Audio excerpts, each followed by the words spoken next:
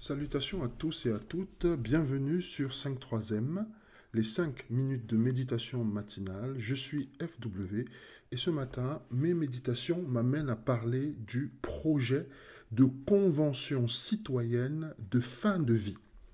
Donc un projet avancé en toute discrétion par Emmanuel Macron via un communiqué de presse de l'Élysée le 13 septembre 2022, donc en pleine rentrée scolaire.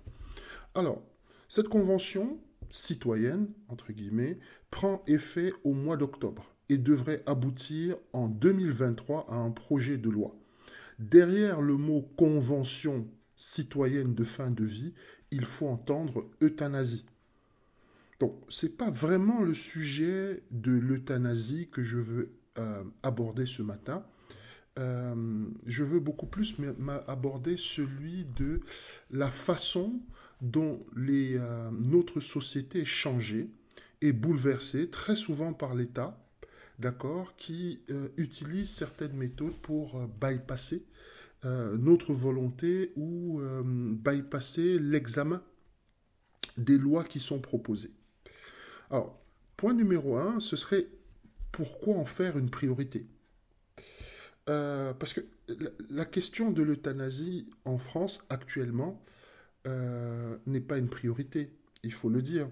Donc pourquoi consacrer autant de ressources, autant d'énergie et autant de personnes pour faire avancer un projet de loi?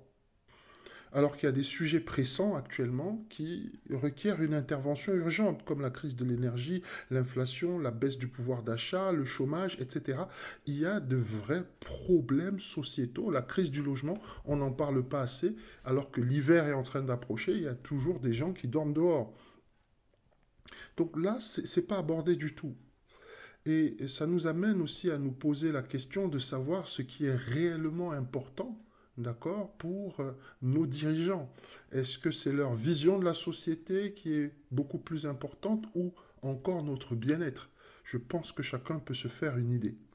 Et le fait que ce projet ou cette convention de loi citoyenne soit amené aussi discrètement, donc via un communiqué de presse, ça nous amène à nous poser un certain nombre de questions, parce que il est désormais coutume, lorsque l'État veut faire passer en force un projet de loi important, parce qu'il faut le dire, c'est important, on nous propose des choses qui vont bouleverser notre vie quand nous sommes trop occupés à gérer notre quotidien, comme pendant les rentrées.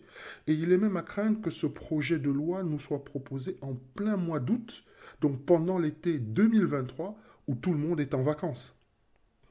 Ce que je veux te dire ce matin, c'est qu'il n'y a pas que la guerre en Ukraine. D'accord.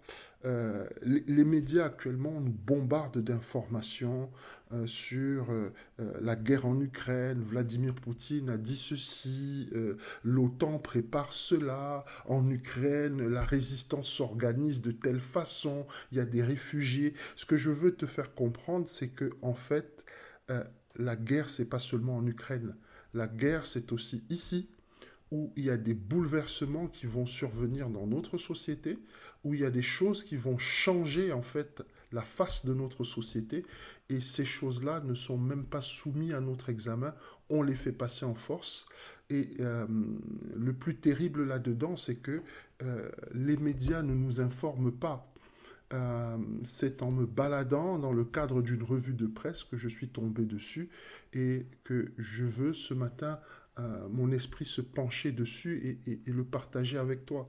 Ce que je veux te faire comprendre, c'est garde les yeux bien ouverts parce que nous traversons une période qui est très compliquée et que très très bientôt, notre société va être modifiée, notre société va changer. Concrètement, il sera possible de demander soi-même, on ne sait pas encore, à mourir. Ou encore, peut-être que ce seront des médecins qui pourront le décider. On ne sait pas de quoi sera fait ce projet de loi ou cette fameuse convention citoyenne de fin de vie. Et il faudrait qu'il y ait un maximum de personnes qui se lèvent pour demander réellement ce qu'il y a derrière. Donc je t'invite à rester vigilant, à ne pas rester distrait. La guerre, elle est partout autour de toi. Et il ne serait pas question qu'on modifie ton quotidien sans ton aval. Je te souhaite une bonne journée.